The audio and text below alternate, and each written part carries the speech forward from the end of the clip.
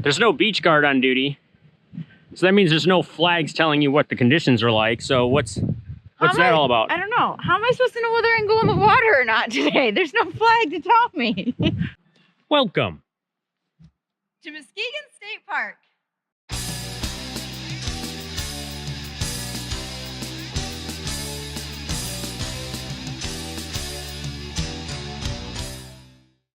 So as we're doing a little walk around the campground and we're going up to the office because they always have maps and they'll probably have hiking trail information, that kind of thing. It's always a good idea to check in with your ranger, check in at the office and see what they've got going around the area. We spoke to one this morning and he talked about some stuff going on in Muskegon, in the town. So it's a great resource to find out what is happening in the area if you're looking for something to do. But as we're walking around here, I realized it's 31 degrees and you are not in a parka as you normally would be. No, I'm in a long sleeve shirt and this sort of like windbreakery jacket. After the last couple days where it was negative 31 seems like shorts and t-shirt weather. We are laughing because it's actually a little bit chillier than we expected, simply because it's really windy today and we're by the lake, so it's a damp cold. I don't want to complain about the cold because we literally were at negative 31 like 2 days ago. Yeah, that wind chill was negative 31. It was the air temperature was minus 14 in mid-Michigan, which is really unusual. Cold. So temperature is really relative because... Right, like my face isn't freezing, my hands aren't freezing, I'm not the bone-chilling cold, but it is the wind chill here. I don't know, it's a different cold today. So I'm trying not to complain, but I'm also realizing I probably should go put another layer on. It's something to think about, though, when you hear about temperature and you think, I'm going to go camping in the winter, like, oh, it's 31 degrees. Well, what have you been dealing with? If you're coming from somewhere where it was in the 60s, it's going to be super cold. If you come from somewhere where it was negative 14, it's not going to feel as bad. But you made a good point about a dry cold or windy or we're near the lake, so it's more of a damp. It has a different feeling to it because it's a damp cold as opposed to a dry cold. So it's kind of hard to explain. But I mention that just because if you're thinking about traveling and going somewhere in the winter, think about not just temperature, but also what area are you in terms of geography? What is the weather forecast for wind or rain or snow? And all of that is going to play a role.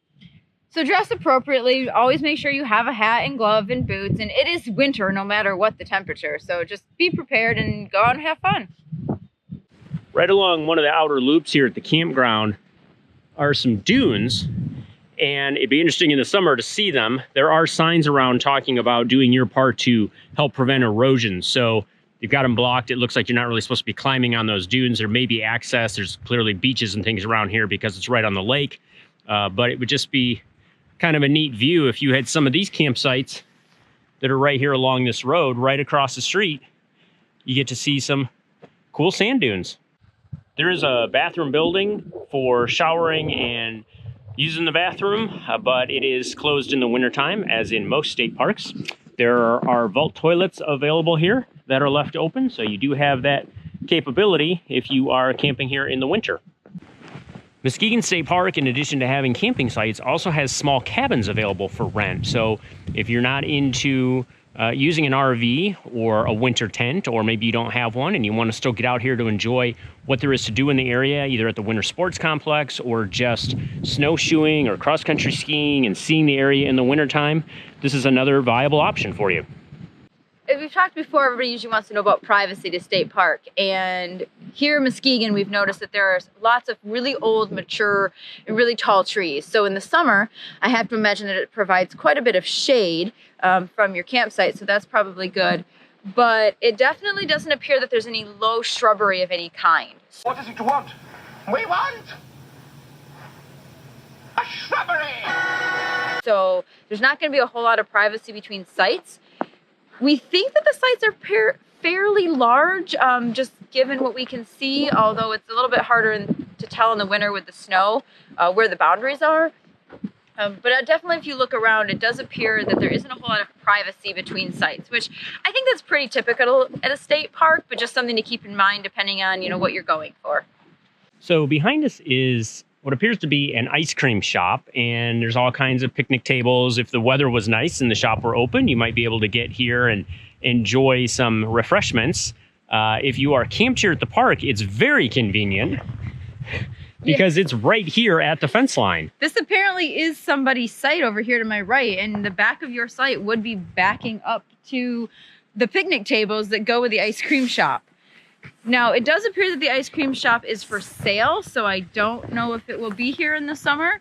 But I guess whether or not it's the ice cream shop or another business that comes in, be forewarned that the back of these two sites here do back up to this business.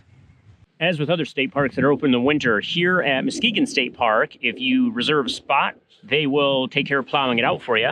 They did a pretty nice job with ours, making some space for us. Obviously in the Class B, we had plenty of room in what is a pretty large site. And they do their best to try to level it. Ours was in pretty good shape in terms of leveling.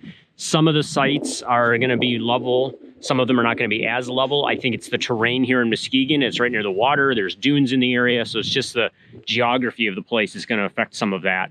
It's harder to tell, obviously, in the winter when there's so much snow on the ground, but I think it is something you're gonna have to keep in mind, regardless of what time of year that you come here.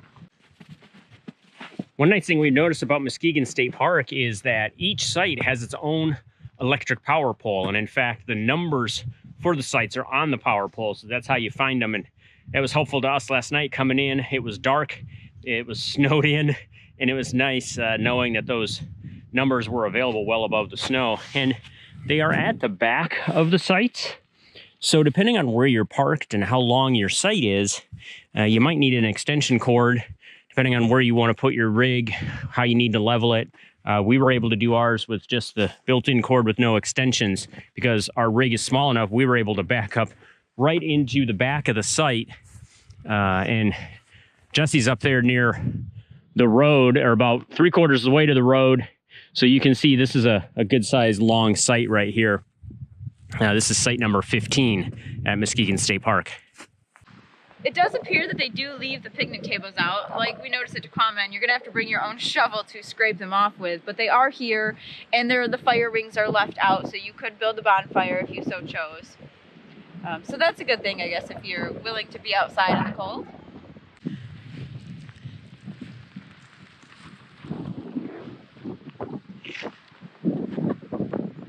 Are you having a snowball fight? Apparently the tree is having a snowball fight. This pine behind us just let loose and totally we got doused with snow. So about your plan to take the steps down to the beach? Well, you know, I mean, there are. What did the ranger say about sometimes the snow drifts around here? Yeah, I mean, they've gotten a lot of snow from lake effect, but this is all drifting for sure.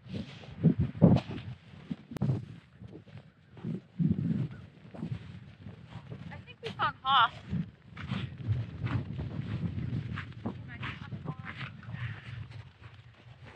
Didn't we just say something a few minutes ago about just dress appropriately and you'll be fine? We did not dress appropriately. We are not dressed appropriately for this part of the beach, but this is really cool out here. We weren't gonna come this far. We were like, we'll just wander around the campsite and then go get changed. Of course I'm not dressed appropriately. I don't have my bikini and my sunscreen.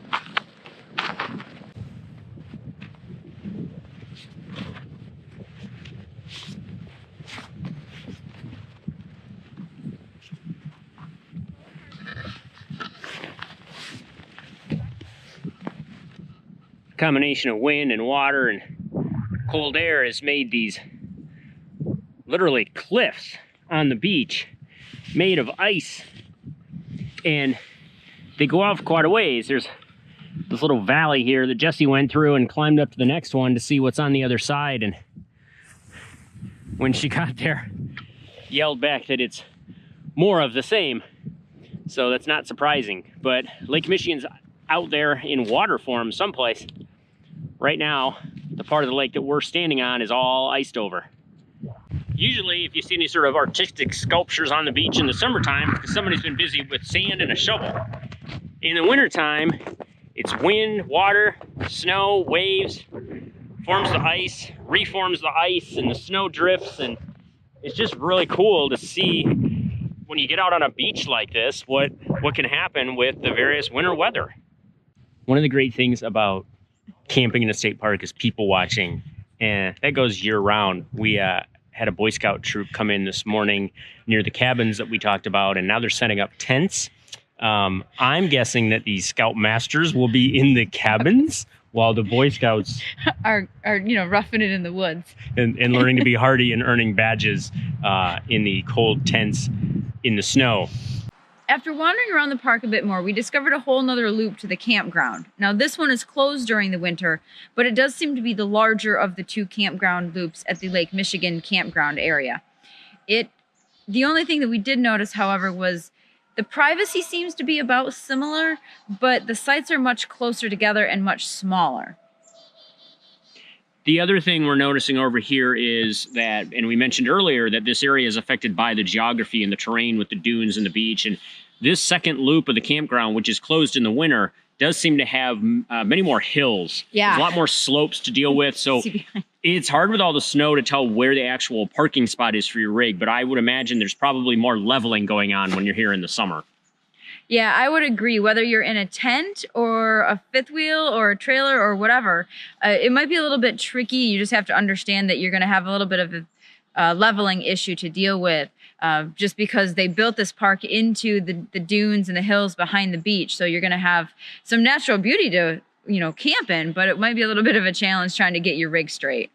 Now, in this north campground, there are the two loops, the one that we're camped in that's open in the winter and this one that's closed in the winter. But there's also a channel campground. So if you go the other way on the road, you end up by the channel that comes into Muskegon from Lake Michigan. And there's a lot of different types of sites over there, too. So as usual, check the map, call in and check with reservations or with a ranger and see where you want to put your rig and what it's near and maybe what the leveling situation will be. It's always good to kind of call ahead and figure out what's going on. We're at the blockhouse at the top of Scenic Drive, still within the boundaries of the Muskegon State Park. This is the highest point on Scenic Drive, and on a good clear summer day, you'd be able to look out probably all the way to Lake Michigan, but it's really foggy today and cloudy, and we're still at tree level down here. What we learned is there's no signs here at all about what this is, so we had to Google it. But it was a part of the Works Progress Administration project, federally funded back in the 30s, to give people something to do to make some money. And it is modeled after a frontier fort. Nobody ever stood watch here to be used as it was intended. It was more just a project and a cool historic landmark for the city of Muskegon. Unfortunately, it was burned to the ground in 1962 by some local vandals. They rebuilt it, and then most recently, in the past 15 years or so, it was vandalized again, and they've restored it, clear coated it so it with it's resistant to graffiti, and they've installed security cameras to hopefully catch and prevent further vandalism. But you just drive by it. There's a small little parking lot, so if you can pull in, and like I said, on a clear summer day, I'm sure you get a really nice view of Lake Michigan. Well, we love winter camping, and the winter sports complex here is pretty cool. I definitely think that this is more of a summer state park. There's a lot to do in the area, in the park itself, and in the surrounding towns. You can go snowshoeing, you can go cross-country skiing. There's a lot to do if you do come here in the winter. But I would recommend mostly doing this one as a summer park. You've got, 2+ miles of sandy white beach. You've got Michigan's Adventure, which is a theme park just up the road. There are 2 other state parks in the nearby vicinity, Duck Lake and PJ Hoffmaster. So if you're just looking for something else to do, there's all sorts of restaurants and ice cream places and go-kart tracks. But all of those are sort of in the Muskegon area, and none of those are open in the winter. Yeah, and although we should mention, if you're here in the summer, we talk about the things to do in the winter. The winter sports complex is open in the summer. It's just open for different things, right? Yeah, You discovered when you were looking at it. Yeah, it's apparently has some team building activities you can do. You can come and do paddleboarding, kayaking, archery. I'm not exactly sure how those all work, but you can find the information out on their website, which we can link to. So there are things to do over at the sports complex, even in the summer. Even in the summer. And also, Jesse mentioned the town of Muskegon. There's a couple of really cool historical things that are available there. There is a World War II submarine, Silversides, I believe is that one, USS Silversides. And then there is LST-393, which is a landing ship tank carrier is what they used for in World War II. And I've actually been here in the summer and toured that ship, and I'll put a link to that video here. And that's a really neat thing to see. Both of those are kind of cool to see. I will say also I discovered when I was here last summer, I guess it was, there's quite an intense network of bike trails. So if you do camp here in the summer and you bring your bikes, you can ride into town. There's a good network of bike trails and sidewalks and everything else to do that. I will mention that getting out of the campgrounds takes a little bit. Getting out of the state park itself is a little bit a ways before you get to the main road. And then it is 10 miles to the town of Muskegon. It's about 4 miles to the town of North Muskegon.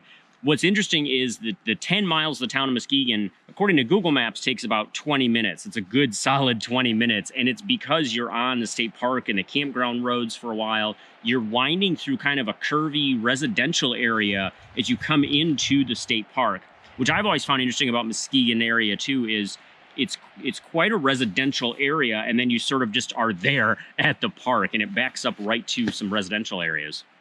Part of that is because most of those are around what's called Lake Muskegon. So in addition to Lake Michigan, or is it Muskegon Lake? Either way, there's an actual like inland lake part of Muskegon that's connected through the channel to Lake Michigan. So that's kind of why it takes so long to get into the town, because the state park was built sort of between Lake Michigan, the Muskegon Lake, and then the town itself. So it's kind of a ways to go all the way around the lake to get to where you want to go. But like in the summertime, it really wouldn't be that big of a deal. Yeah, I discovered the hard way when I was here for the summer, and I said, oh, I'll camp at this campground, and I'll take my bike, and I'll just ride over to see LST 393. And then I got here and got all set up and looked at the map, which I should have done before I got here, and realized that the ship is on the other side of the channel from where I was in the campground. So I could see it, but I couldn't get to it without riding for quite a distance. But it was a good workout. You could have just swam across the channel. Took my bike, or just swam and not worried about the biking at all. Yes, I could have done that. I do think they frown upon swimming in the channel because it is a very active channel from the boats going in and out of Lake Michigan. Right. It is Muskegon Lake, I think is what it's actually called. And you mentioned the things that you can do at the summer sports complex, like kayaking and training for stand-up paddleboard. They mentioned they do that on Muskegon Lake. You don't end up trying to learn how to paddleboard on Lake Michigan, which is probably also not recommended. Try it on a smaller lake to begin with.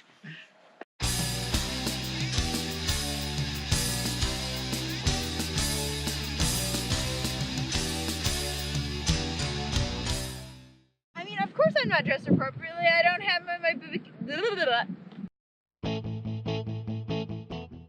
We're at the Muskegon State Park Winter Sports Complex. This is an awesome facility that has everything from cross-country ski trails, snowshoe trails, an ice skating rink, and best of all, a luge track. Oh, really? The track was clear, right? Yeah, track's not clear.